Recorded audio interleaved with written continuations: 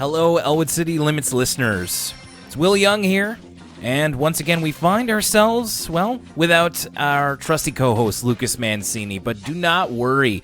I had to make sure we're so close to the end of Arthur Season 16 that, well, neither Lucas nor I wanted this train to stop. Lucas, I've recommended strongly that he watch this episode that I'm about to get into with a very special guest, because this is definitely one that's going to inspire some conversation. I just know it.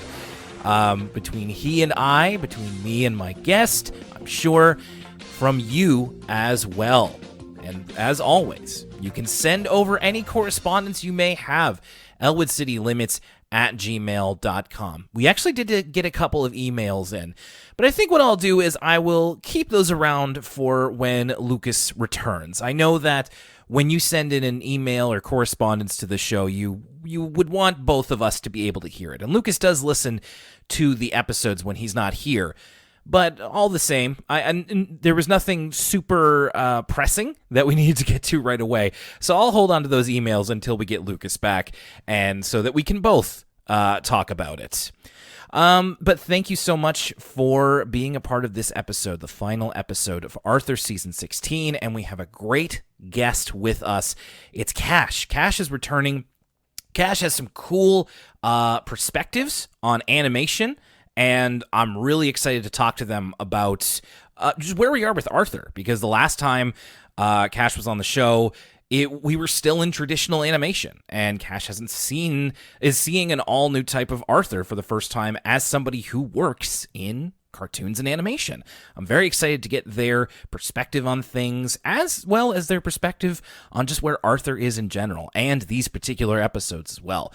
And I hope you're excited as well. I want to say a special thank you to our supporters on Patreon. Patreon.com/ElwoodCityLimits. You can pay what you want, and you can get yourself access to our side podcasts. That includes ECL Origins, where we talk about cartoons that are not under the PBS Kids banner, or coming out this month, in fact, next week, For the Kids, a PBS Kids podcast.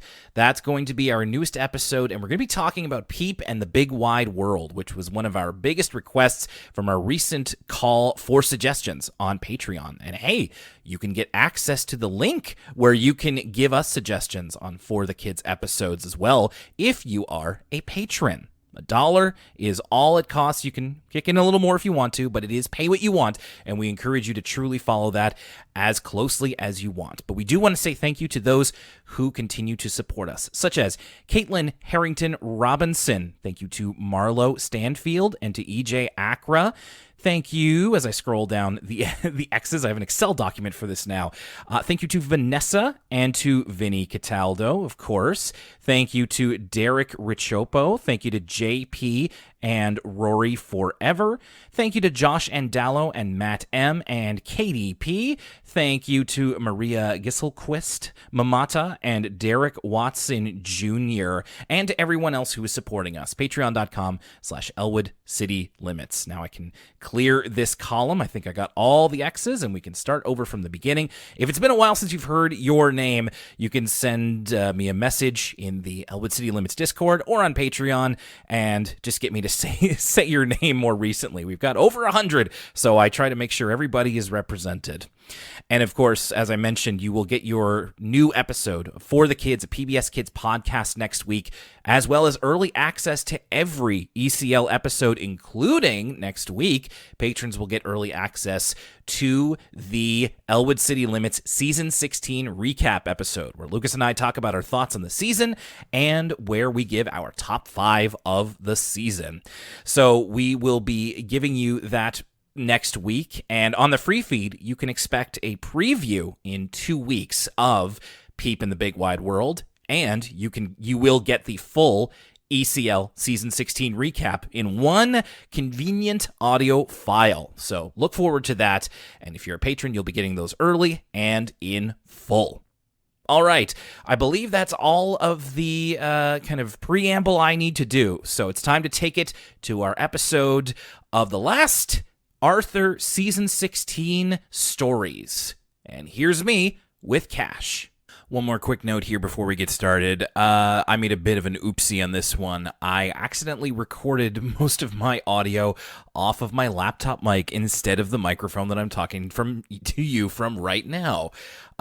So looking through it again, what I'm going to do is I have a Skype recorder. Kash and I did the episode through Skype, and I have a recorder running in the background. I'm going to use that audio instead. The quality is lower than you're used to. It's going to kind of sound a bit like we're talking through a phone call, but it does have the full audio. There was also a bit of audio loss. It's kind of a cursed recording, which is too bad because I actually really love the conversation that we had. So I think you're really going to like it, but apologies for the quality issues just right off the bat, and I promise I will not make this mistake again.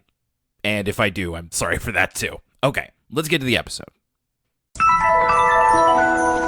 All right. So for instances like these, I always want to bring on, as I call them, the pinch hitters of Elwood City Limits. And this time, I've been wanting to get this person back on the show for a while, especially due to something exciting happening in their life recently that has to do with one of the reasons that we're all here, which is animation. And so I'm very pleased to welcome back to the show, Kash. Hey, Kash, how's it going? Hello, I'm doing great. Nice to hear from you again. Yeah, man, it's really, really great to have you back, and I'm really pleased that for all the successes that are happening in your life recently. So I wanted to talk a little bit about that off the top. Now, this is something that I mentioned, when it happened. I retweeted it on our Twitter. I talked about it in the Discord to everybody who would listen. But you recently had a show on the Disney Channel that you are on. You are part of the crew of. I say this all the time. I'm not like super informed about animation as a medium, so forgive me if I use the wrong terms here. But you are working on a show called Kiff, which I think is something.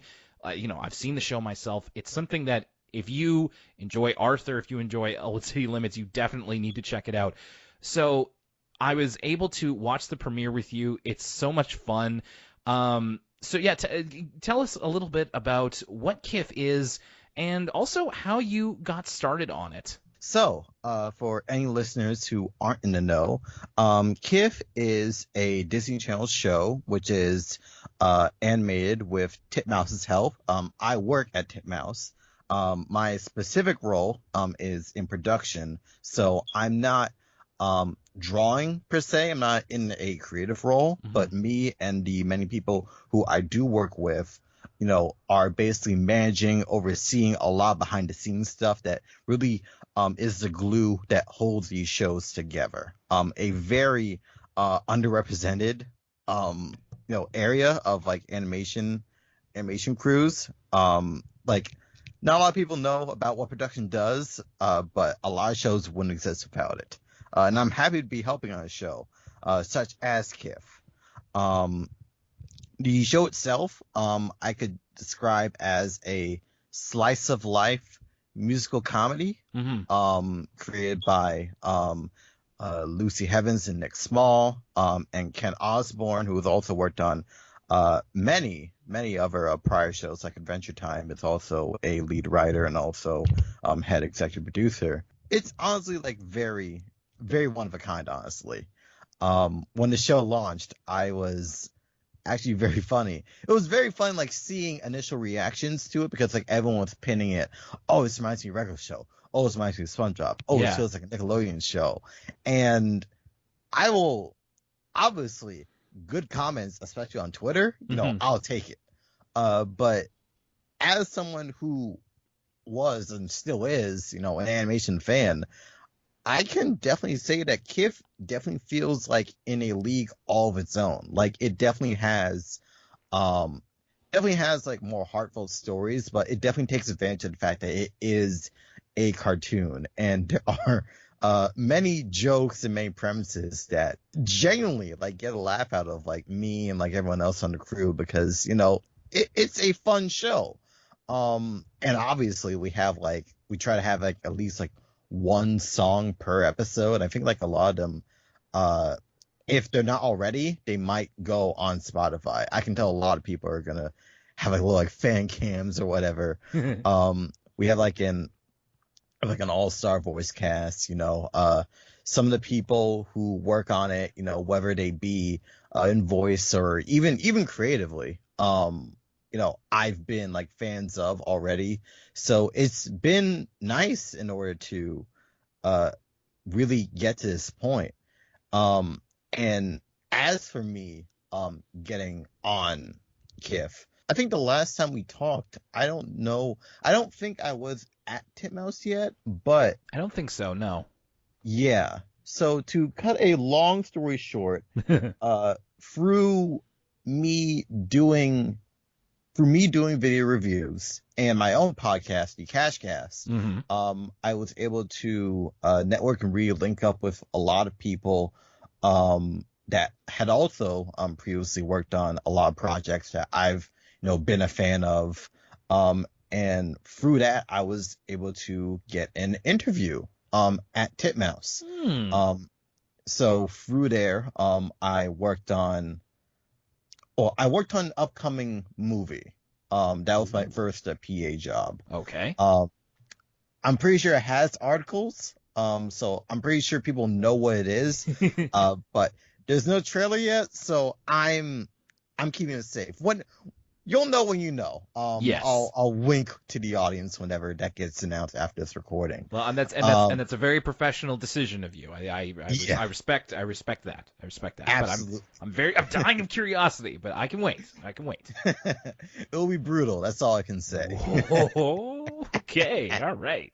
It was interesting because I was only on that for 3 months. So the difference between this project and Kiff is that the movie was done like animated in-house, and it was done with like tween, like skeleton animation, what the internet just colloquially, or whatever, how you say that word, calls flash animation, which will obviously tie into Arthur in a bit. Yes. Meanwhile, for Kiff, it is a show where we ship the assets, and while it is animated in Toon Boom Harmony, what actually happens is that on a weekly basis we have like assets, so like like character designs, props, backgrounds, shipping to a studio in Korea called Yerim. And they basically ship us back with drafts of like animation, and we have like meetings where like production people, the retake supervisor, creator, director, art director, all just going through this episode and just like seeing if there are any mistakes. We take note of it. The people who are in retaking comp take care of those. We decide whether or not a mistake can be done internally, or we send it back to Korea. We do this a couple more times, then the episode gets locked, so it's ready for broadcast. And the cycle begins anew. Like multiple episodes are being done all at once. So one episode might be broadcast already, while another one is still in storyboards, or we're still breaking down like what design assignments had to be assigned. So it's all a cycle. And obviously, like, I'm not a pro. I will say first off that like my coworkers immediately are all-stars. They do way more than me. I wouldn't be like in the position I am without them like showing me the ropes. But it has been nice being able to like see a show go from like a rough script or storyboard to something that's like on TV, and then like seeing my name in the credits, even if it's at the very end. It's a sign that like I'm helping work on like a really nice project. And of course, obviously, I was very happy to share it, the premiere, with many of my friends, you include, of course. So yes, I was very grateful to be at the kind of digital premiere that you held within Discord, and I mean, super cool to see your name in the credits. And of course, you're building your resume from here. Who knows where your career in animation or otherwise will go from here? But I'm so glad to hear you talk about kind of what goes on in modern animation terms, because it's a process that I think you can find out a lot about. I'm sure there's a lot of interviews and resources out there. But to someone like me who, if you're not a pro, then I don't know like what kind of sub-amateur buffoon that I am of just I've never worked a day in my life in animation. Here I am with a podcast about an animated show that's been going for several years. So Yeah. it's really good to be able to hear kind of the work that goes into productions that are similar to Arthur, like at the base level of just of being animated, but in one way or the other. And that's another reason why I've been looking forward to having you back on the show, is to talk about this new era of Arthur animation-wise, much different than the last time that you would have been here, which I believe was about 2 seasons ago in Arthur terms. But Yeah. and another reason that I think it's going to be very interesting is that this episode, I have to tell you, beyond the animation front here, Kash, we are dealing with an episode that is quite controversial. And the listeners have been waiting for us to get to it for quite some time, and I'm going to be interested to see what your reaction is, because I didn't anticipate my own reaction coming to the end of this one. So today we're talking about the final episode of season 16, and we're starting off with, indeed, I've heard this likened to Arthur's big hit, the one where Arthur punches DW, in terms of just how, again, controversial it is among Arthur fans. And I'm really interested to kind of get into how we feel about it. So it's called So Funny I Forgot to Laugh. And much like the episode before this, Sue Ellen Veggies Out, it's a Sue Ellen episode, but it also kind of isn't. We start off in the cold open. Sue Ellen has received a yak wool sweater from her pen pal Tenzin. Now, this is a shout out back to season 2 of Arthur. There was an episode. If you've seen the viral clip of Arthur saying to DW, "A lonely child is what you're gonna be when I sell you." That's from an episode called I believe it's Sue Ellen's little brother. And at the end of the episode, she gets a pen pal in Tibet named Tenzin. And so that was literally like the year 1997 or 98 was when that would have aired. And we're finally calling back to Tenzin. He's still alive. So he sent over a yak wool sweater. Sue Ellen loved it, but now it's also a bad memory for some reason.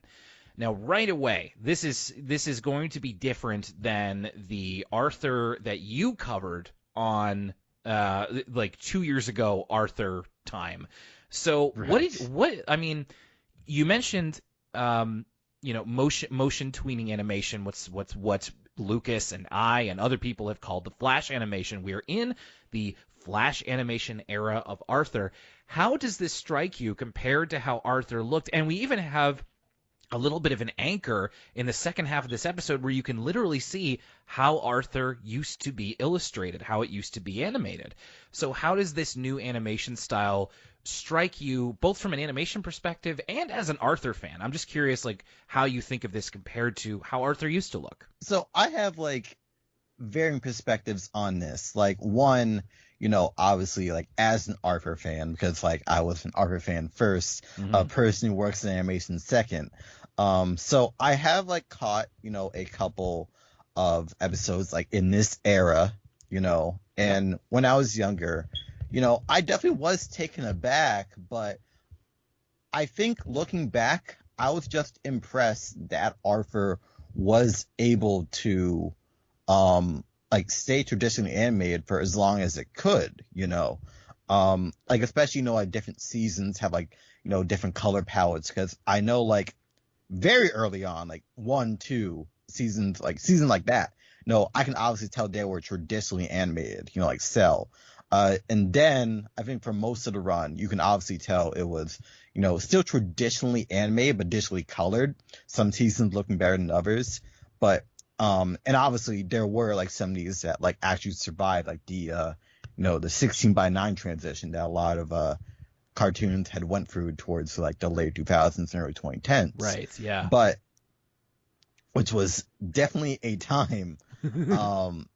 There's like I have like a whole video's worth, but fun animation fact, depending on who was making it, there were shows like from the early to mid 2000s that likely were animated in like 1080 widescreen, but were only broadcast in 480 SD, or like no letterbox, 4:3. Right. So like if you had like a tube TV back then, you wouldn't have known. But like, seeing some of this stuff, like even like some like later like digitally run Arthur episodes, I think there was like one where they both had like Arthur and DW both had a superhero alter ego. It's like Star Child was one of them. Yeah, I know yeah. that was like a later episode. Yeah. Mm-hmm. So like when I saw it in like 2009, 2010, it was on old tube TV. I wouldn't have known. But as opposed to like animating it, with the tweened animation, Yeah. completely different. Like more people are gonna see that. As a preface, like I'm learning on the job, so someone who's listening might know more than me. But to explain, you have like the frame by frame, which Kiff has also done frame by frame, again. But Arthur is done with tools that are like Toon Boom Harmony, or Adobe Flash, Adobe Animate as it's now called. Instead of having a model sheet and just like animating the character like frame by frame, you would have a skeleton that is made with different parts, different body parts. Like every body part is like freely movable. Mm-hmm. And instead of like redrawing it or animating stuff hand by hand, you could instead like pose the skeleton out, or like tween the animation by just like bringing it from like one frame to another, which definitely helps in terms of making it like faster produced, because obviously that saves time compared to drawing a picture hand by hand. Mm-hmm. And of course, this is going to be very different, because like Arthur was never a show like that in the past, as opposed to something like, say, Word Girl, which was run concurrently when I was a kid with Arthur. That was always made in Flash. Mm-hmm. That was made for that. So the change wouldn't be as jarring.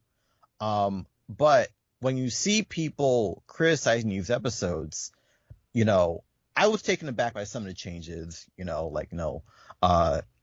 some characters acting out of character, which is an issue here. Yeah. LaDonna's character, I wasn't really expecting her introduction, Mm-hmm. but like the animation quality of the show doesn't necessarily mean the writing quality of the show is also going to have. And that's a disconnect that people have, because they feel the show is different and they want like some form of explanation for that, but people don't really know a lot about animation, and some people might not want to do that research. So the first thing they can do in order to spot like what's the difference is to look at something face value. So that's why, irregardless of their quality, a lot of these newer episodes just simply have a bad rap, which I think is unfair to them. I feel like the writing quality of Arthur has largely been consistent. But obviously with the first half of this episode, that doesn't apply. But I will definitely say, if it was still animated traditionally, it would definitely be a weaker episode. And it would just be the same. It's not a weaker episode because it's animated, like say, something like Rick and Morty or Final Space. It's just different, and different is okay. And that's a conclusion that I think, not to get ahead of, in a week or two, we're going to have our season 16 rundown, Lucas and I, not to get ahead of ourselves here, but like that is the journey that we've been on, where we started off very much like not feeling the Flash animation, and that was a point that one of our listeners did make, or a couple of listeners made to us, is that it really, the writing is something that is not affected by the new animation. And and that goes for any cartoon.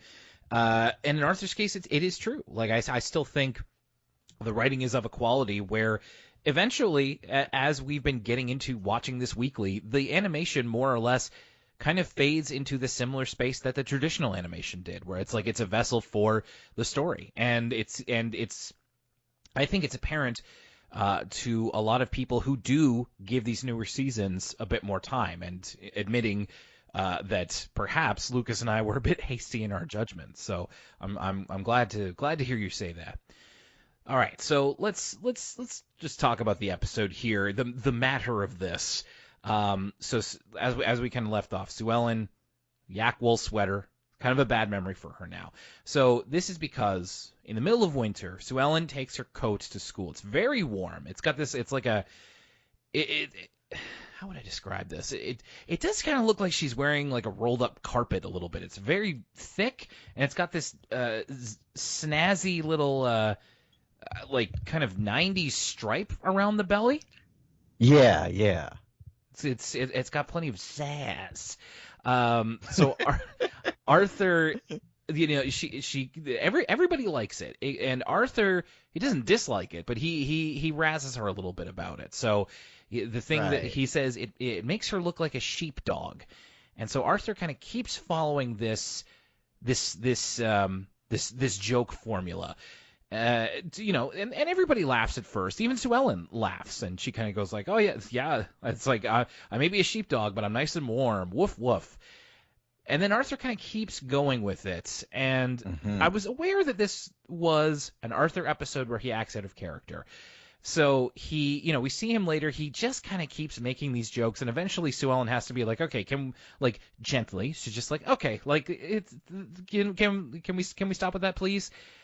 And then Arthur keeps making these jokes. So he's saying stuff like, he's really doing like every dog thing he can think of, like, come here, girl, or just like, who's a good sheepdog? Like, really talking down to her in a weird way. Couple things I just want to mention real quick before I get away from them. It's established to be a very cold day outside. First of all, Buster is so cold that his ears froze, and he literally knocks on them, and it makes like a glassy sound. I didn't know. That's gotta hurt. Can that happen to rabbits, like IRL? I've never heard of it, but I've also never heard of like this gag being done in the cartoon before, which we also do have a bunny, and it's also going to be in a snow. There's gonna be like a snow themed episode. I think. Yeah, I mean.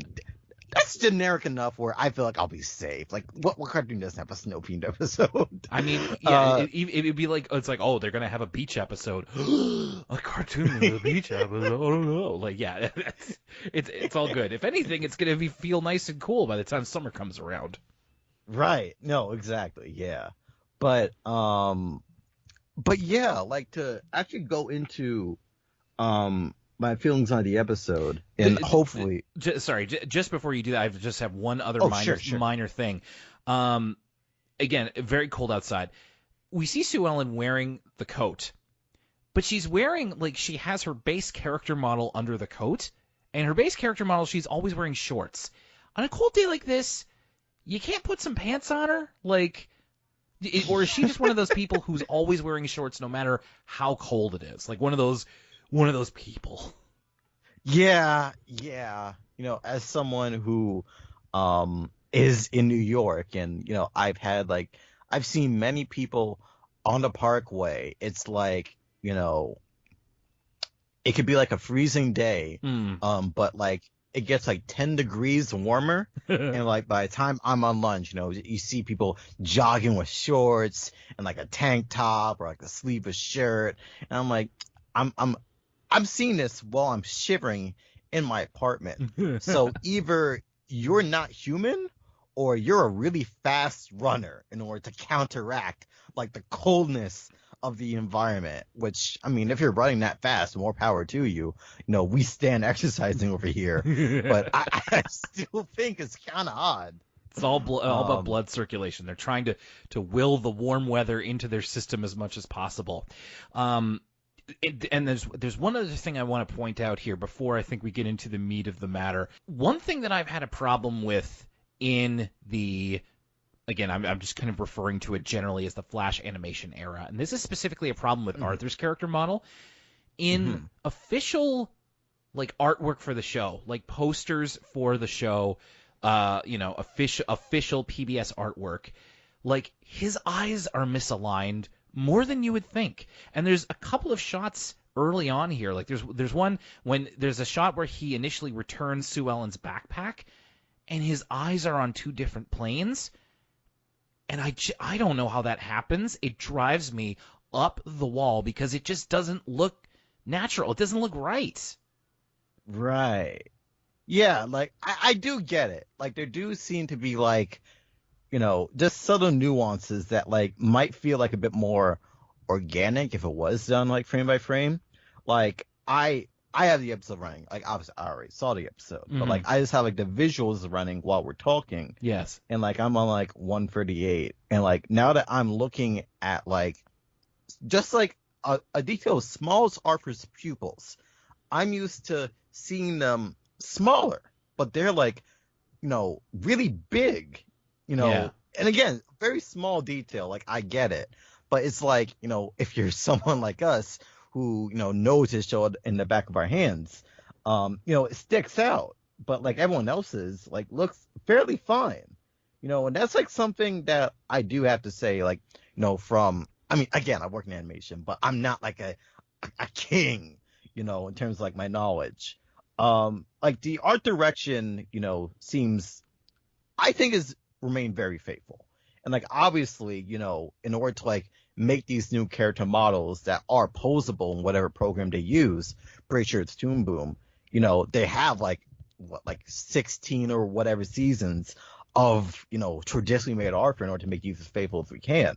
Right. I think what also might be a bit more uncanny is the fact that sometimes instead of like making a new pose or something that could be just like drawn from scratch, traditionally, we often see like even just something as simple as like characters' head angles, in like poses that we're not used to, and like people like see that and like tip off like, oh yeah, so that's a Flash episode, and it's a lot of different things, like as soon as you learn that like even if like two characters are talking and it's meant to be side to side, but that like the quote unquote default pose for a character is using like the three quarters face instead, like the three quarters in like a direction.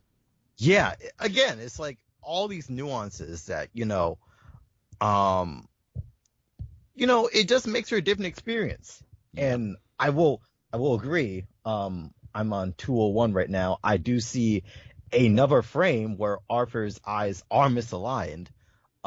It might just be like the pipeline might not allow for like a lot of like retakes, stuff. Yeah, like stuff flies by. Like just today, like I've been filling in for a coworker who their job is normally to like going through these episodes, like seeing animation mistakes, right? Yeah. So I have a bit of experience in this, and I'm something else to do for Kiff is like gather together potential screenshots used for like articles or whatever. So I'm gonna be going through these episodes anyway. So I'm going through frame by frame, and I actually see like an animation mistake or two, like characters like disappearing or reappearing. A character's mouth for a split second might be invisible. Like these things tend to happen regardless. Mm-hmm. It just matters as to like how early it can be spotted, how observant someone is, and how much time is allotted. It's definitely not for a lack of talent. It's just breakneck pace. And I can imagine something that like is like motion tweened, is animated in something like Flash or Animate, to save time, might be getting less time. So as opposed to some of it is like traditionally animated. So, a lot of variables. Okay. That's good to hear you say that. And it is something that I've brought up before, and maybe I'll try to kind of ease off of it a little bit. It's just something that, on the outside, it seems like, oh, well, that's an easy fix. But maybe I don't know what I'm talking about. And I always try to be first to admit that when it comes to animation, and especially the process of how it's done, I don't know what the heck I'm talking about. I can only call it as I see it, which only goes so far. So, Kash, I appreciate your outlook on this. All right, speaking of outlook, so this is what we're talking about here, where Arthur is established in this episode to be explicitly named by the characters as bullying Sue Ellen. So where we are right now, Arthur keeps relating Sue Ellen to a sheepdog, and Sue Ellen does politely asks him to stop, but he keeps kind of doing it.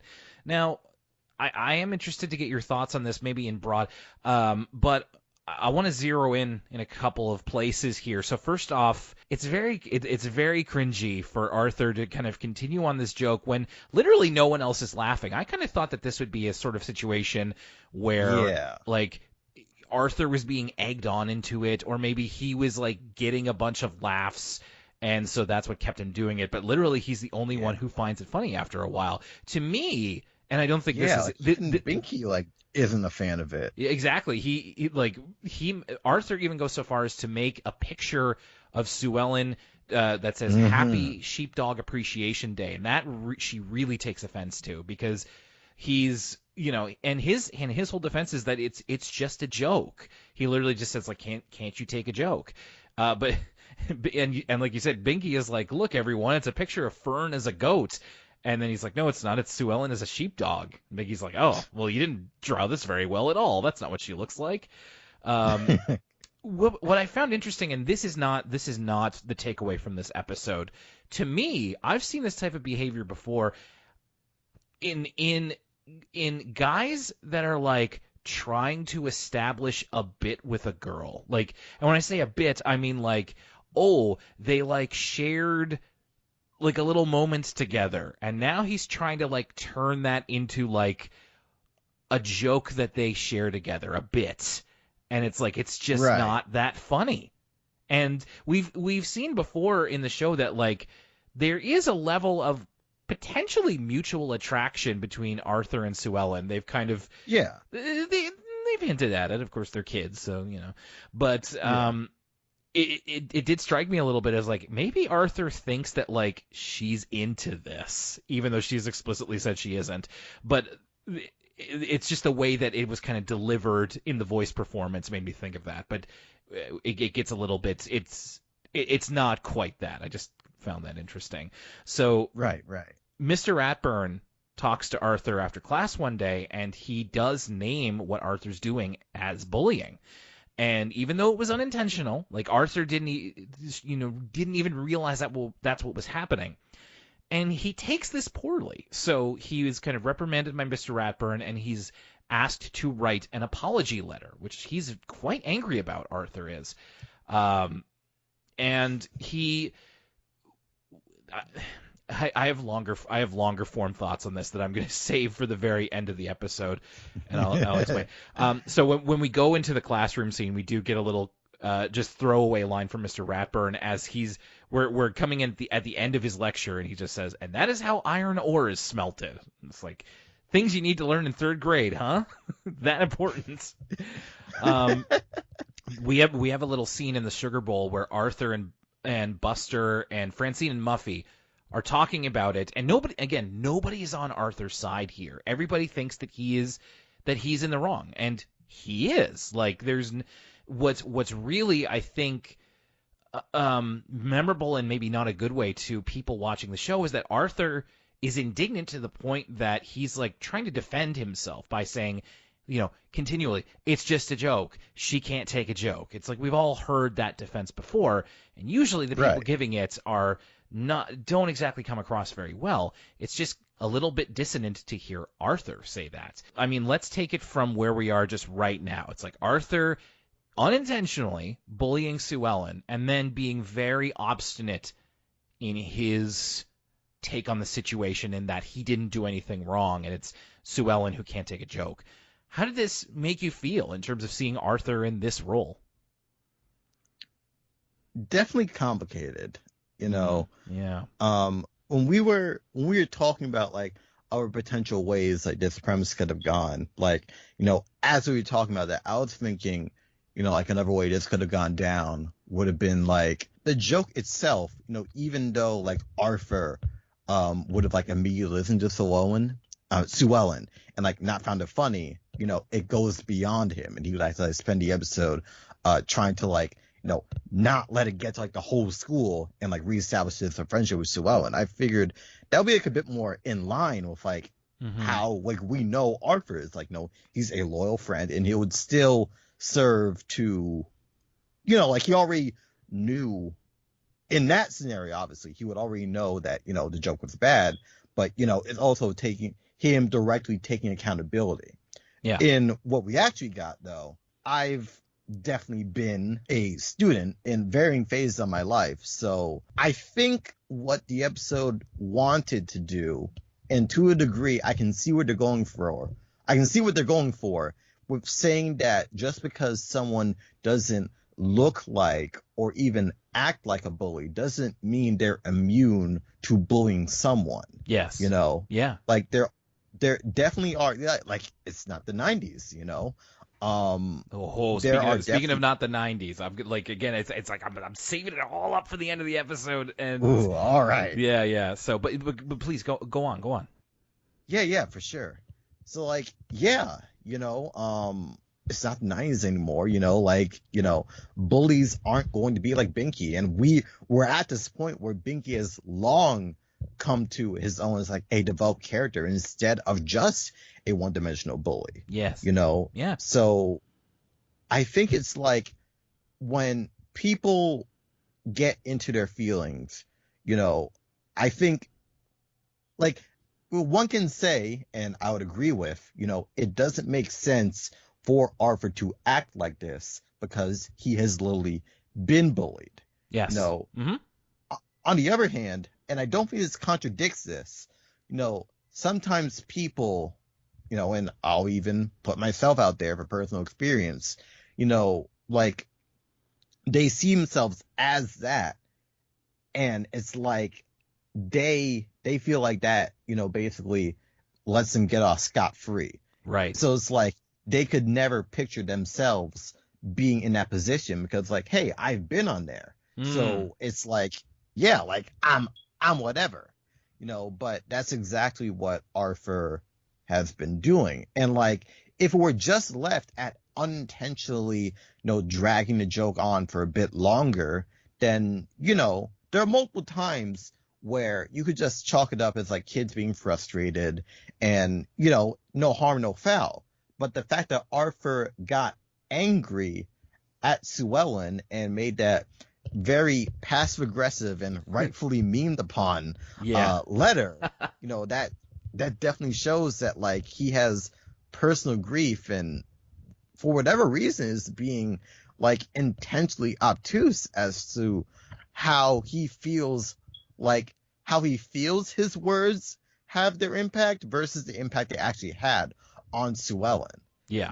Yeah. So with that, we could have a more direct comparison towards Arthur's big hit, which, his friends also basically disagreed with. But I think with that, it's like, he was, not to say that hitting kids is right, but Arthur, that was a lapse in judgment. That was frustration. That was something that, he would never normally do. He didn't wake up and decide to do that to DW. No, he was very much, he felt pushed towards it, and it was a kind of, as you say, in the moment's decision that he had to face the consequences of. It wasn't continuous behavior. There's a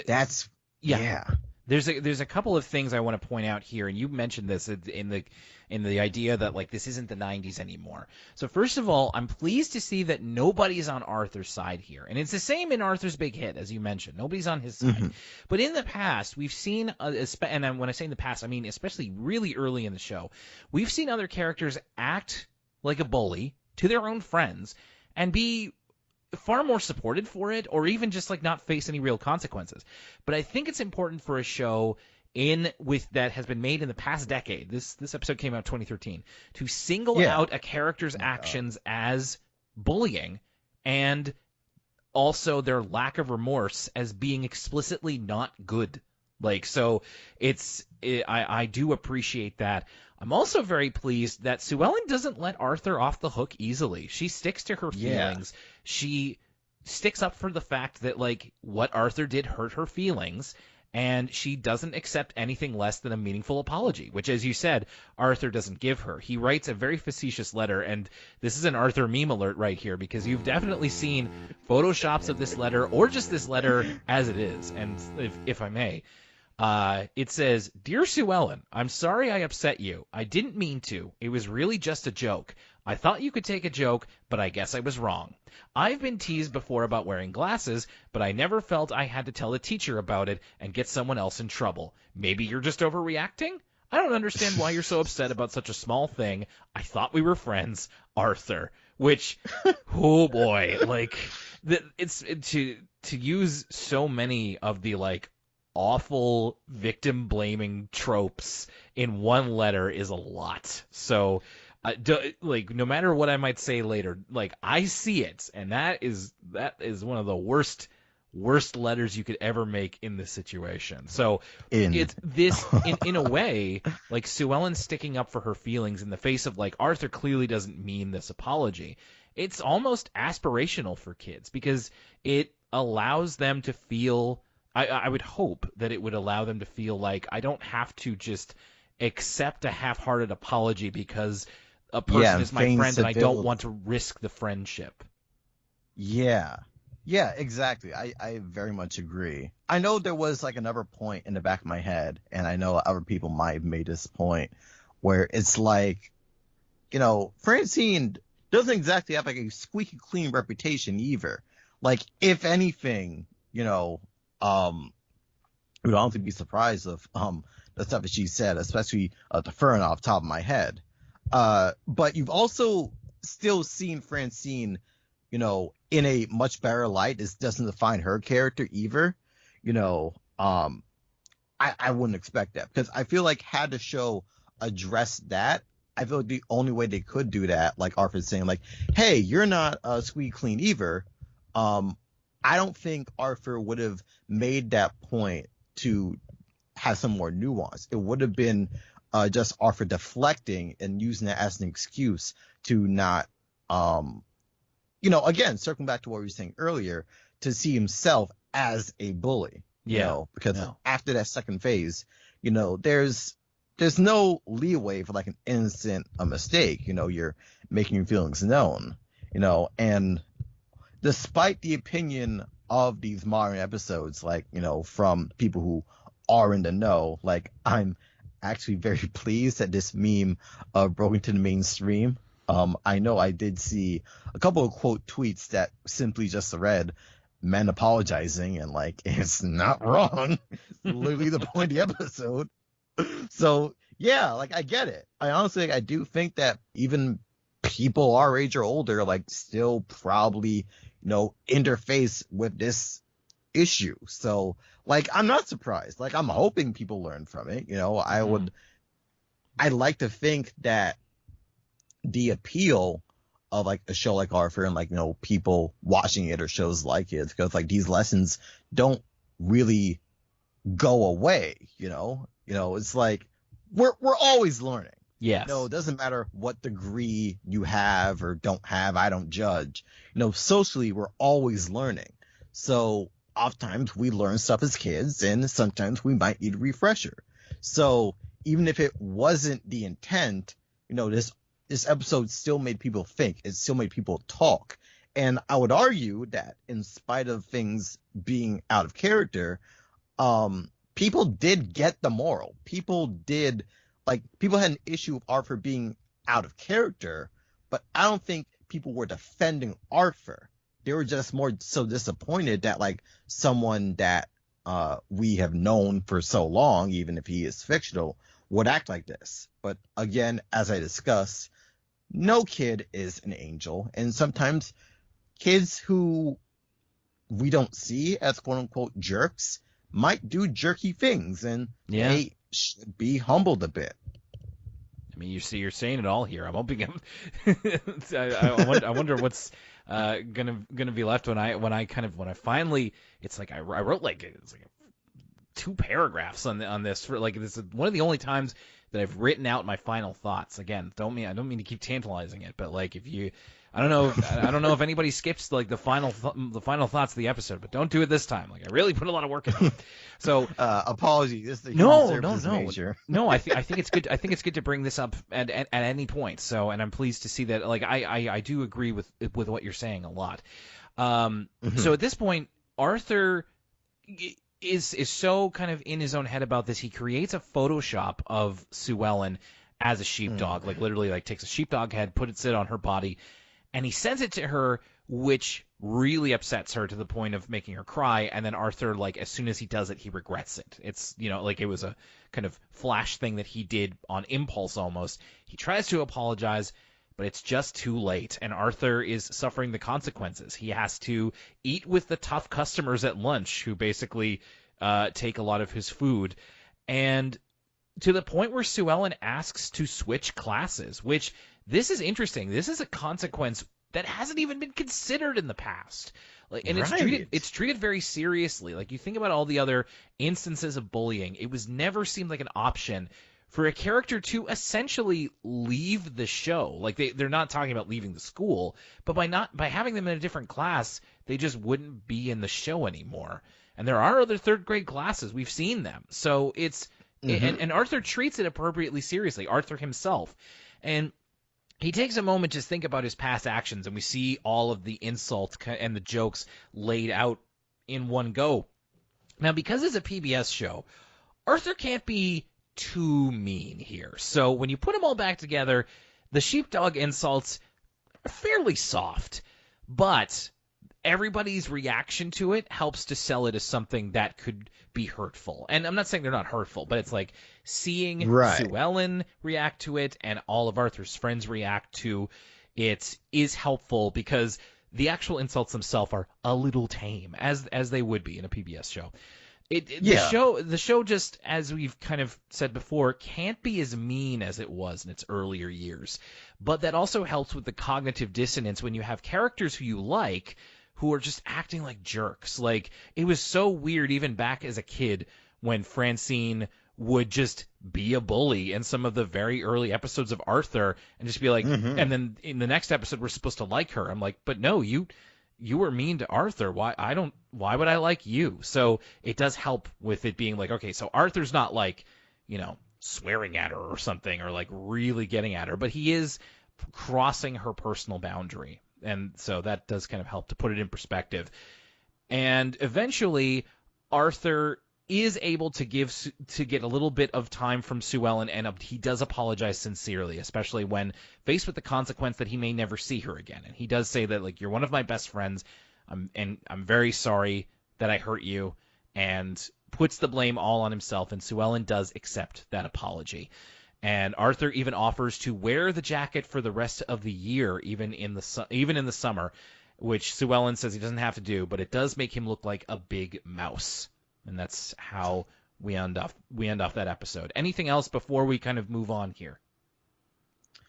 Yeah, like honestly, like I do think that episode ended up ending well, because it is Arthur unabashedly taking accountability and seeing like the weight of his words. You know, honestly, I was shocked that, you know, they, again, like you said, like they would entertain the possibility of Sue Ellen switching classes. But I think, again, Arthur needed to be humbled in order to like see, you know, the consequences of his actions. Sometimes, you know, kids don't think that they are capable of being as hurtful as people who hurt them until like it's right in their face. You know, It was like definitely like a very realistic thing as someone who, you know, has been in the school system, looked after some kids who were in the school system. And it's like a very stark contrast, you know, to like an episode like, say, Draw, where like the kids and Miss McGrady, of course, like basically like dealt with that issue themselves by like humbling Francine. Maybe that might be what Arthur meant when like not having to go to a teacher. But again, you know, we're not in the 90s. And honestly, I'm glad that Mr. Ratburn, you know, very goated teacher, as we all know, was able to like get involved, because like kids shouldn't feel scared of like, taking this to the next level if they really feel uncomfortable or not being listened to, and the situation in their own little friend group wasn't resolved. Even if you went to that person directly saying, hey, could you cool it? If you don't do that, then yeah, I don't blame you for going to a higher authority figure. And again, like we've already said it, but especially with situations that you might get into as an adult, I think it was very important, for kids to see that basically everyone's on one's side. Like, she wasn't in the wrong for speaking up. Like, she is allowed to feel uncomfortable. She is allowed to just want some sort of solution in order to feel comfortable. And everything resolved, perfectly fine. But I'm glad that like there was no like two sides of it, someone trying to find a way to like justify Arthur. No, there was absolutely none of that. Arthur was wrong, Swan was in the right, and Arthur needed to take accountability. And in the real world especially, that's all you need. And I'm glad the show did take their time to do that. Yeah, me too. And now a word from us kids. And now a word from us kids. This is where Brenda and her third grade class, they're working on puppet shows about bullying. And they all make their own little puppets and have their own shows, and why differences are to be embraced. So very much following up on the theme of the previous story. These puppets are pretty cool. Like, they make them out of, like, I think it's like paper towel rolls and then all kinds of other crafts and stuff, but they end up looking pretty good. Special shout out to the girl's puppet that has shoes. That's a flex that I don't normally see in a third grade kid's puppet. I know for a fact, like when I was in third grade, I was not that inventive. I wasn't even that inventive in 8th grade. I'm not crafty like that. It's an important message to say here. There's not much to more than that. I will say, there's a kid with a red sweater who is part of the roll call of the third play. If you ever wanted to know how I dress in real life, I dress exactly like that kid. Just like a bigger version of him. This also reminds me, this is way back, Kash, but do you remember there was a Word From Us Kids segment where they're all calling each other, they talk about how calling people names can be hurtful, and they have all these big heads made out of like cardboard, and they all go around the circle going like, you're a big egg head, and it's like they make a giant like egg with eyeballs out of like a big looking face. Do you remember this one? Do you know what I'm talking about? I sadly don't, but that sounds hilarious. You may remember it, listener. That's just what this reminded me of just, again, the anti-bullying sort of message. Right. Hi, everybody. It's Lucas, your favorite co-host from Elwood City Limits. I want to remind you folks that if you like listening to the podcast, first and foremost, the best way to spread the love is to tell a friend who is interested in Arthur or podcasts or animation or hearing about Nova Scotia for some reason. But there's some other things you could do as well. For instance, you can follow us on social media.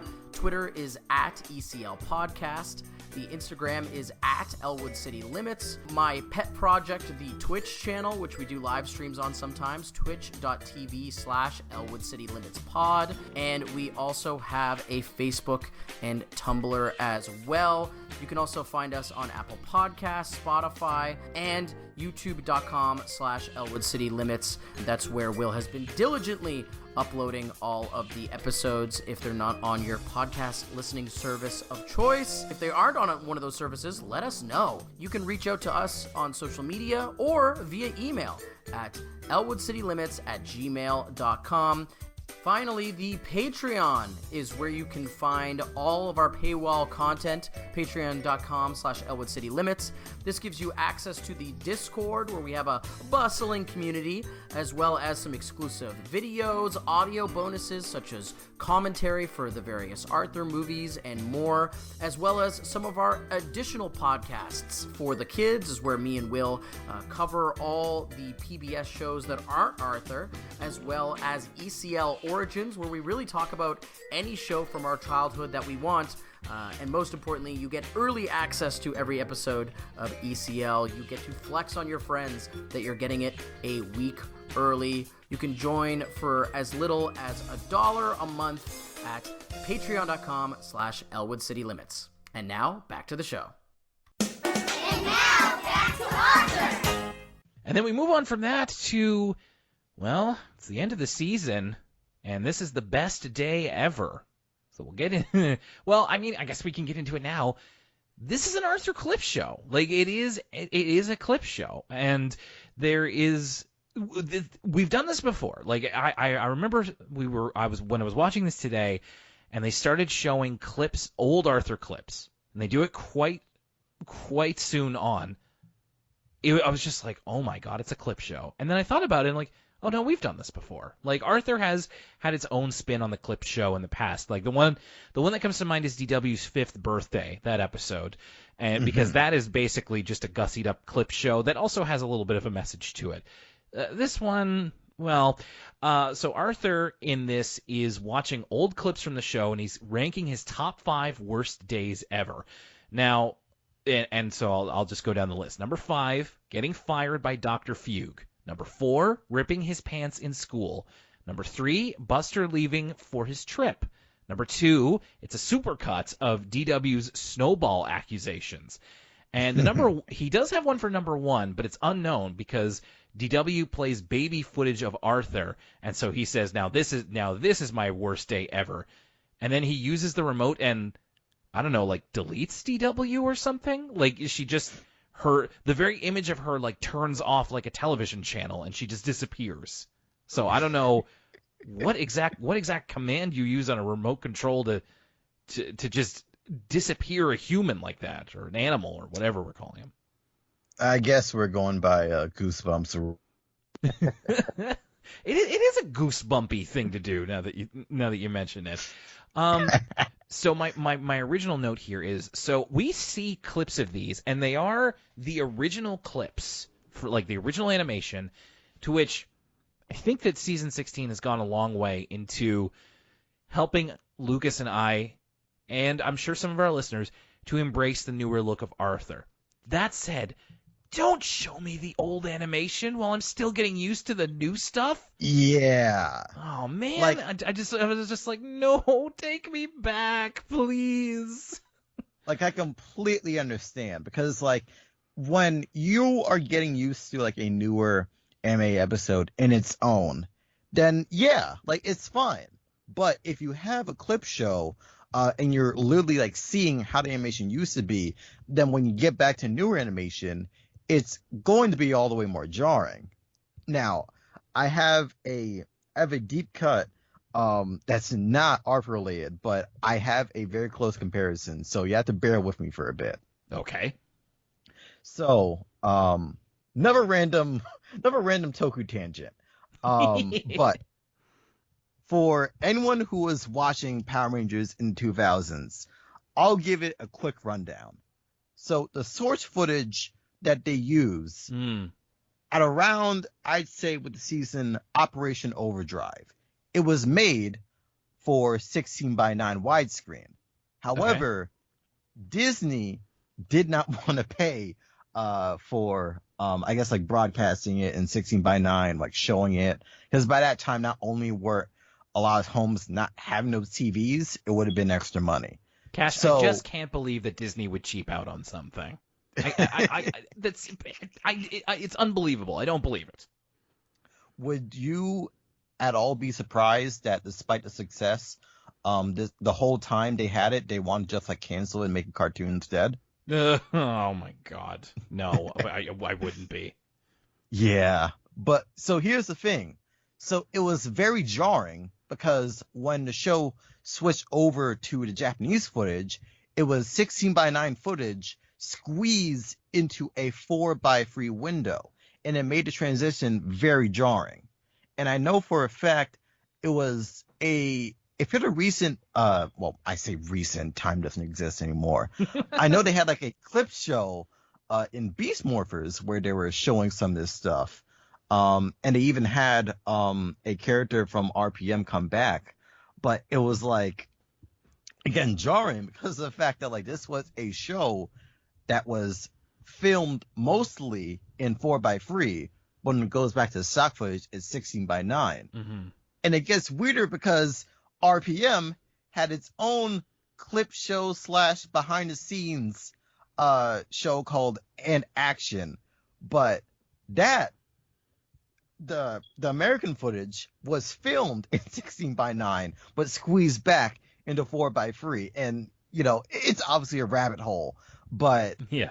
I don't know, it's like when you're dealing with a show that's running for that long, or when you're in that transitional period, I wouldn't be surprised that this stuff happens. It's why when I see like episodes of or clips of SpongeBob upload to YouTube these days by the official channels, they just say F it and just crop it at 16:9. It's also how we got the whole Simpsons epidemic on Disney Plus for a hot minute. Oh God, right, that thing. And yeah, it's just a very interesting rabbit hole to die down, but I'm not surprised, because again, when you see different aspect ratios and the different voices, which that's what also confused me when seeing this little opening segment. Yeah. Because some, but not all, of Arthur's dialogue was redubbed. Yeah, this was really odd from the perspective of somebody who is close watched these for a long time. I've mentioned before on the show, literally when I was a kid, I memorized these shows, and I memorized the way they sounded too. I would even try to get the delivery of lines correct, so I can tell when it's different. So for most of the old Arthur footage, the footage from traditionally animated seasons, his current actor on the show, Drew Adkins, redubs most of the footage, except you can hear the original Arthur voice in the clip where Buster says goodbye. They just play that unaltered audio, and it's for some reason it's the original voice actor, Michael Yarmish.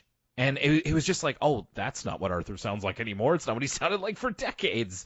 Also, in the DW clips of the Snowball, Jake Beals, the current DW voice actor in our timeline, is used interchangeably with the original voice, Michael Kalos. So you hear DW go between two different voices. And this continues on throughout the episode. I don't know what the reason for this would be. It's funny that they just didn't go all the way. It's one thing. Yeah. It's one thing to straight up use the older footage, and obviously there's the cloudy border around it to make up for the fact that the aspect ratio is different by now. Yeah. And it's if you're doing a clip show, you're not doing it to blow out the budget. You're doing it to save money. So they're not going to reanimate. They're not likely to reanimate the old clips in the new style. But it's interesting that they didn't, that they left some of it in. I just wonder what the thought process behind that is. Yeah. Again, like the animation, I feel if you're going to be inconsistent with it, you're going to attract more attention. I will honestly argue that kids would probably see reruns with two drastically different Arthur voices. Yeah. Matter of fact, I think there was one. No, I don't know the voice actor's names like you, but I could have sworn I think it was season 6 where there were two different dubs, where Arthur had a higher pitched voice than the other. So you know what I'm talking about. I do. I think it was season 4 or 5, and you're right. It's they did have one dub where they had the current Arthur voice actor, but he was clearly going through puberty, and his voice is noticeably deeper. And then when they got their new voice actor in around season 5 or 6 or whenever it was, they did go back and redub a lot of those episodes, and that's I think. If you look for them now, it's probably in that higher register Arthur voice.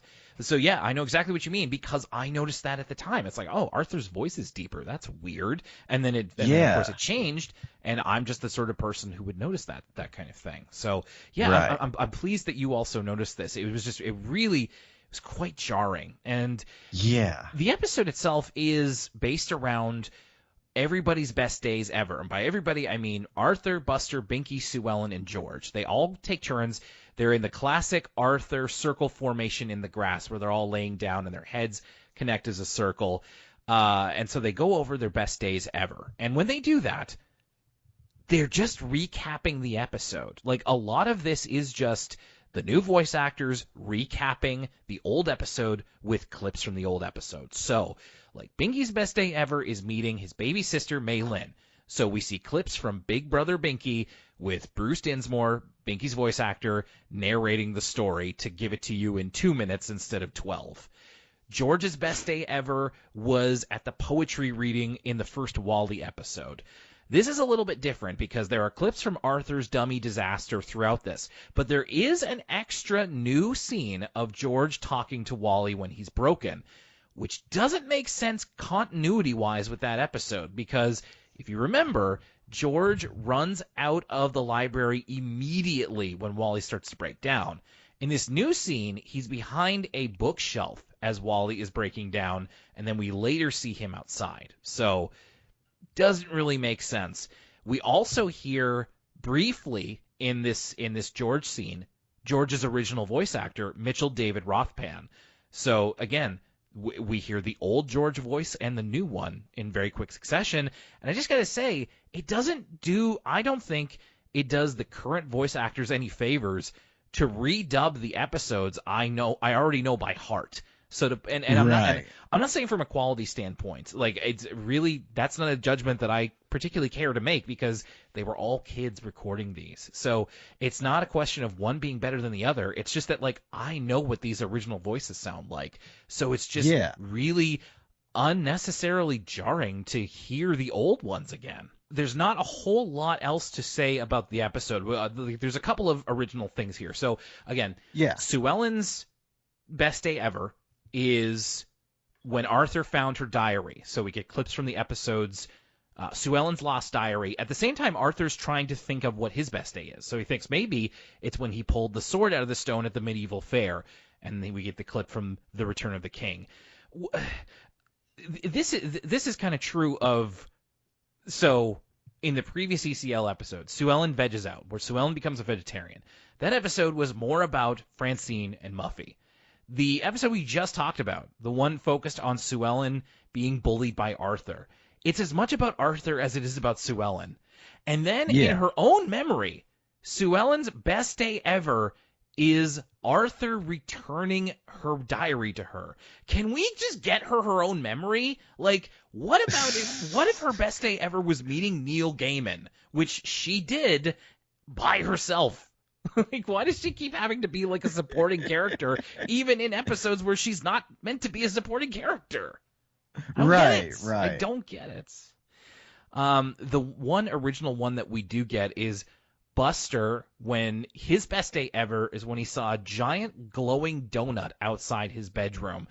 And he talks about how when he goes to sleep, he has to count puffins. And then when he was counting puffins to go to sleep one night, a giant flying saucer that was actually a donut and that was helmed by the strawberry people, which Buster describes as a highly developed fruit-based life form, wanted Buster to take over as ruler of the planet Fruitopia.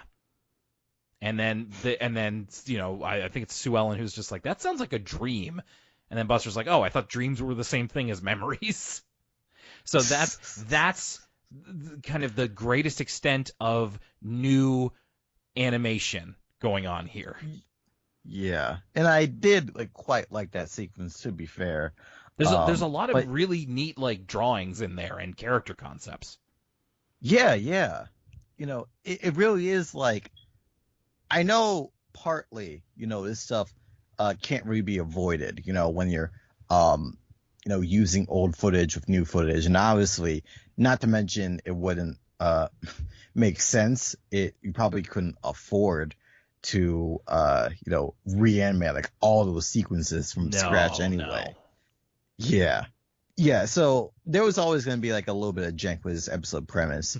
I guess I just with the voice acting specifically, it's just in the middle, with it's you could either leave the voices, which I will be honest, as someone who was a kid in a past life, I would probably either wouldn't notice or I'd say, huh, and just like continue watching the show. Or you could cater primarily to the newer audience and just redub more, which would still be off-putting, but, you know, at least it'll be consistent. You know, I don't really know who is like being catered to. And I don't know, like maybe they couldn't go, you know, one way or the other, like time constraints and all that. We'll never know. I don't think there's ever been like an Arthur crew blog, obviously. No, I wish. But, you know, yeah. Oh my God, don't get me started. But yeah, you know, obviously like these decisions, you know, like obviously we're free to like critique and, you know, like evaluate. Yeah. You know, it's just weird because like even with my perspective, I'm confused, you know. Yeah. Or it could just, I don't know, could be like a quality problem with the older audio or with the newer audio. Who's to say? And if anybody has an inside, if anybody out there has an inside track on any of this, please let us know. elwoodcitylimits@gmail.com. But Buster's real best day ever is when he returned from traveling around the world with his dad and played checkers with Arthur, and he says, "I just really missed you." Oh, so cute.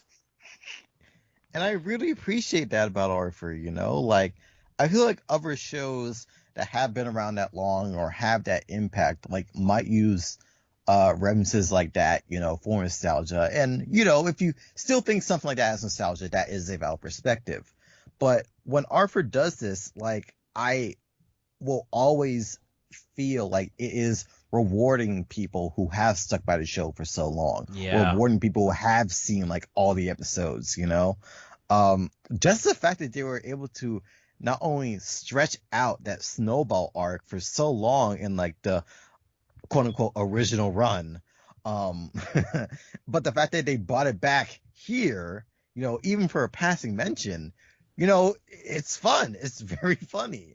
And, like, I feel like no matter what age you are, the amount of Arthur knowledge or reruns that you've consumed for osmosis, I feel like everyone will get it. Like, I don't think that there's ever, like, a reference in Arthur that's, like, too highbrow. You know, if you're in the Arthur universe, if you're in Elwood, you're in it for life. I think that's very true. You're right in that Arthur, especially as the show has gotten, like, much into its later years as we are in it right now, it is doubled down on referencing its past. Like even just previously, they referenced Tenzin. Like that's a character that it's not a character. It's just basically was in one episode decades ago before this aired, and it's just like they still seem like they really care about that stuff, and I really appreciate it. We end up with Arthur not having a best day. He can't think of one. He can't choose from all of them. But George notices that in everybody's best day ever, Arthur was in everyone's best day.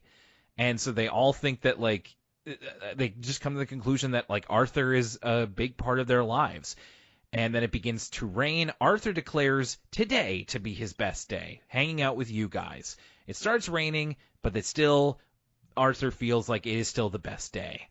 This is a weird episode to put next to the Arthur being a bully episode, huh? Where everybody's like, yeah, man, Arthur's great. And I'm like, was he, though? Like, it wasn't always great.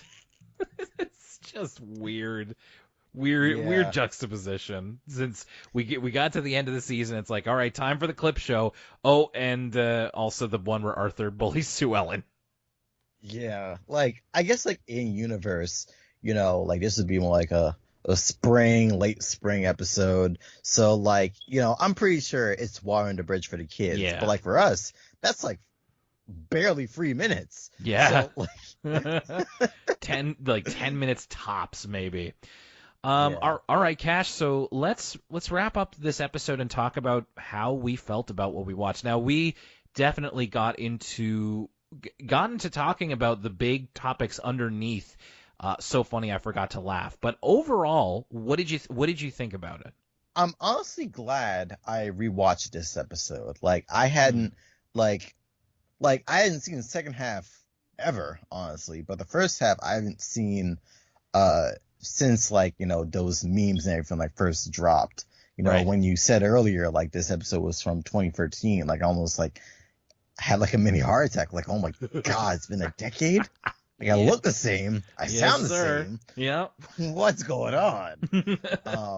But yeah, you know, I think like looking at it like at like a different lens, at like my current lens, like the episode, I don't necessarily think it fumbled. I think it just could have improved, definitely, but it went in things like a different way that we were expecting. And I think in hindsight, it is kind of a ballsy move to like show your main character, show your morally right character, in a state like this. Yeah. And it's not like Arthur's Big Hit where, there are probably philosophy courses in colleges to this day debating Arthur's morality. No, Arthur was definitively in the wrong. And as well as just valuing Suellen's feelings, I think, it goes to, like the level of confidence that you have, even to get this episode signed off, to like, hey, we're going to make our main character look like an asshole, but he learns his lesson in the end. Yeah. Like, whoever like pitched the episode, like you got to have like a lot of confidence, and my hats are off to you, to the boarder, to the writer, to whoever, because that sounds like nuts to get cleared. Yeah. But overall, very enjoyable episode. Did definitely remind me of just like the amount of time I've invested in Arthur, because like if I didn't invest a lot of time in Arthur, especially growing up, I wouldn't have felt such a reaction to Arthur, seemingly acting out of character. I wouldn't feel a reaction towards using old footage in a newer episode, or I wouldn't feel a whiplash of that older animation. But I do, because this is a show that means a lot to me, and I'm glad for that. It will always mean different things to different people, regardless of age, regardless of generation. But I think there's something nice about that. Everyone is going to have their own era, their own perspective of this show, but all of them are going to be legitimate. And we've basically all seen all these episodes at this point anyway, so, we're all going to have something of this aardvark that means something to us, and I think there's something really beautiful about that. Now, I think that Kash has touched on a lot of what I've written down here. So apologies if I'm repeating anything that you've said, but I wanted to write this all out because a lot of times in these episode wrap-ups, I tend to ramble, repeat myself. And so the best way to kind of counteract that is to write things down. And really, this was meant to be kind of like just a general note, and then I just kind of kept typing. So it's both my thoughts on the episode and also a response to the fact that a lot of listeners let us know that, like, this, like, I think that they would be anticipating our reaction to this, of just this is something that maybe didn't strike the right chord with a lot of people. So I can understand why this episode is not well regarded by fans. It is out of character for Arthur to do these things. I also think the resolution is a little easy. Like Arthur apologizing is good, but it also kind of wraps up a little too neatly. Arthur's not typically a character that will act thoughtlessly or insensitively to the degree he does in this episode. In the past, we've seen characters like Muffy or Francine that are much more easily slotted into this role. This can also potentially give off the wrong message, because at the end, Suellen has to give Arthur the space to come to his eventual realization of how what he did was wrong. And you can argue that Suellen shouldn't have to give Arthur that much leniency if he's proven in the past to not be sensitive to her feelings. However, and you've said this as well, Kash, I think it is effective to see Arthur especially acting this way. Arthur's not a perfect kid. We've seen his negative traits many times. In fact, it's often really jarring when he's the one acting like a jerk. But speaking from experiences, I've had many moments in my life where I've acted like a complete jerk, to say the least. And I've had to reckon with the fact that while in those moments I thought I was in the right, I was actually being a bully. I was being a bad person in one way or the other. I think the intention of this episode was likely to show how anyone within a friend group can act this way. And Arthur's reaction of frustration is more common to us than we might think. It's a more common reaction to get offended at someone's offense than to, in the moment, immediately realize what we did was wrong. We have the capacity to do both in sometimes equal measure. I also imagine that some of the frustration from a viewer is that Arthur gets ostracized to a really big degree by his friends. But in earlier episodes, and as I mentioned before, characters like Francine act twice as bad as Arthur does and don't get any comeuppance. This is true. Like you're not wrong. It does remind me of the dissonance a lot of people feel, as we mentioned, when watching Arthur's big hit, especially when people ask, why didn't we see DW get punished? But a helpful lens to think about this, I think, is with the time this episode came out in. So this aired in 2013, at which point the conversation around bullying changed immensely since 1996, which is when the first season of Arthur started airing. Whereas the older seasons portray bullying as something that is something of a universal experience. It's like something like practically every kid goes through, or at least one that you have to expect in school these days. Or sometimes worse, it's a behavior that you need to tolerate from your friends. Like sometimes characters like, and not to continue to single them out, but Francine, Muffy, Binky, act like bullies, and you just, but they're still Arthur's friends, and you just kind of have to tolerate it, I guess. But more modern Arthur writers and creators seem to want to impress on the audience that bullying is a behavior that no child should have to tolerate. Take Arthur's Eyes for an example. Now, granted, this is the first episode of the show. It's still finding its way, and we need to give it leeway for that. But Francine in Arthur's Eyes clearly in the wrong for bullying Arthur.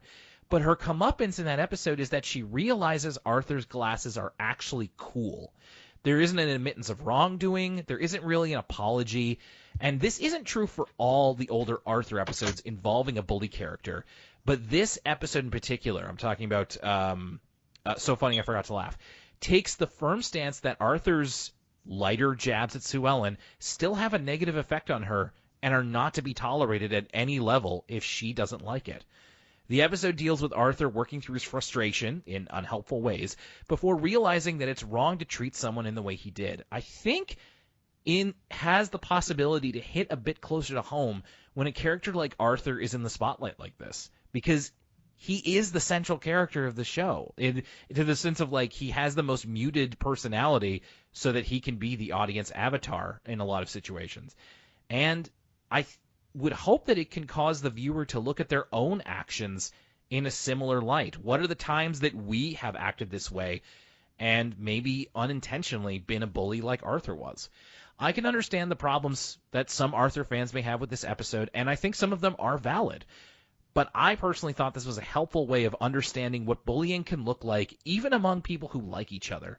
And I think it means more for a character like Arthur to learn and grow from this, even though, as I said before, Sue Ellen is not the primary focus here, which does kind of still bother me. So I wouldn't say that I even especially liked this episode, but I see its use, and I just wanted to lightly stick up for it a little bit. And I look forward to all the correspondence we're going to get from this, and I encourage it. Like, please, if you have a different way of seeing this, if you completely disagree, or if you agree, like, please let us know. I would really love to hear how this struck you, because it seems it's very, it inspires a bit of passion. And that's what I want to kind of share around. And we don't all have to come to the same conclusion. And apologies if I misrepresented any points or got anything wrong, but that's what I would really like to hear from. And in comparison, the best day ever, yeah, and like it's a clip show, so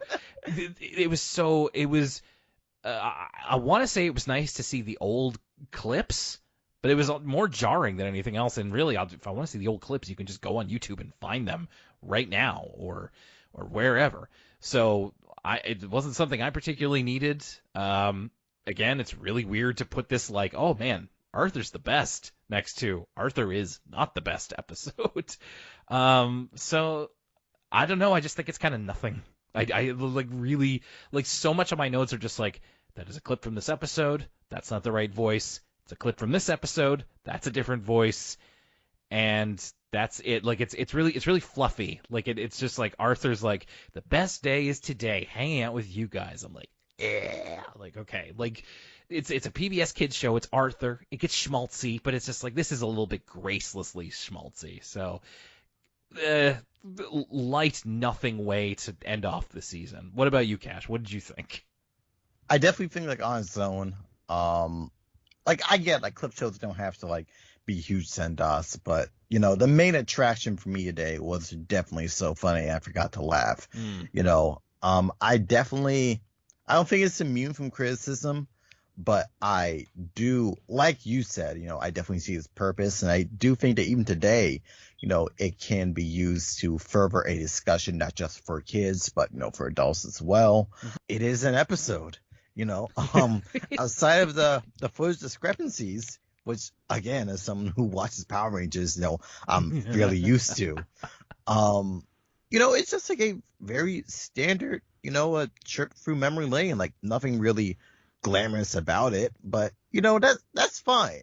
Not every birthday has to be like a big blowout. Sometimes, you just want to spend time with your friends and, just chill. And, I can see that. Through that lens, like I can see that, but I definitely enjoyed this episode more than I probably would have a decade ago. And I think the fact that I now have someone in a space to be able to like talk about my thoughts on this episode also made me enjoy it more. So as always, thank you for having me on here. Well, it's my pleasure, Cash. And you're so kind. You're so kind to Arthur, maybe even more so than we are, and appreciate the positivity that you bring.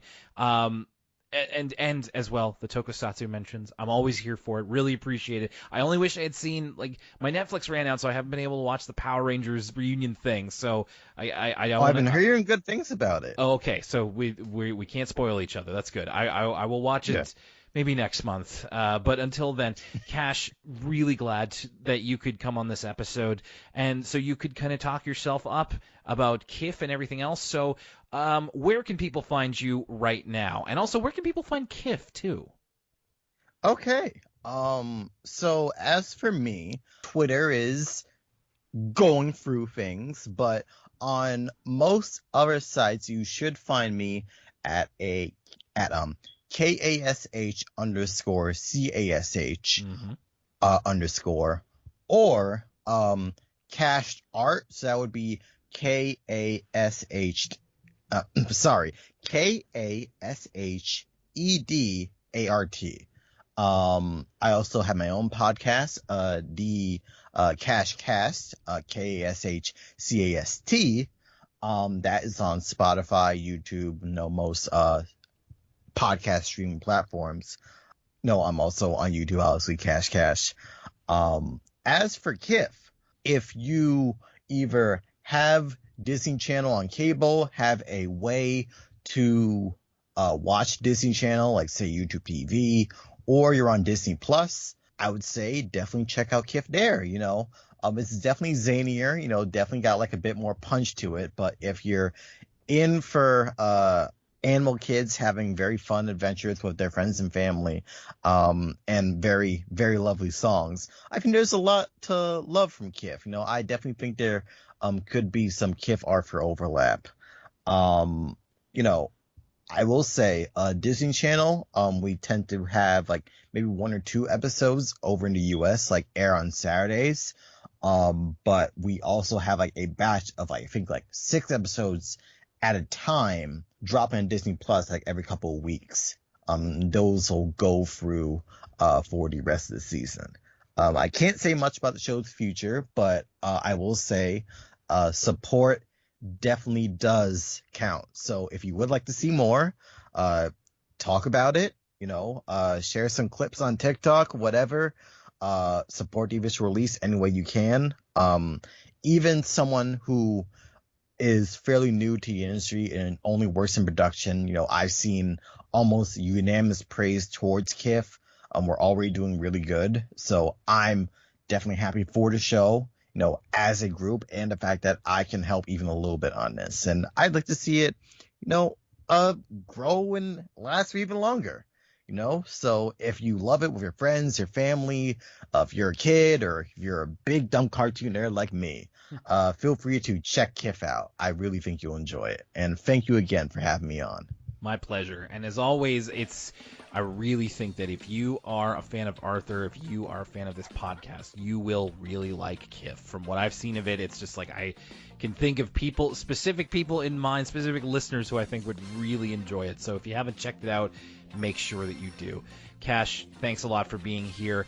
Next time on Elwood City Limits, we are going to be getting into Season 17. Of course, we've got our Season 16 recap on the way. You'll also be getting a preview of the new For the Kids on the free feed, or if you're a patron, you'll be getting the full thing very soon.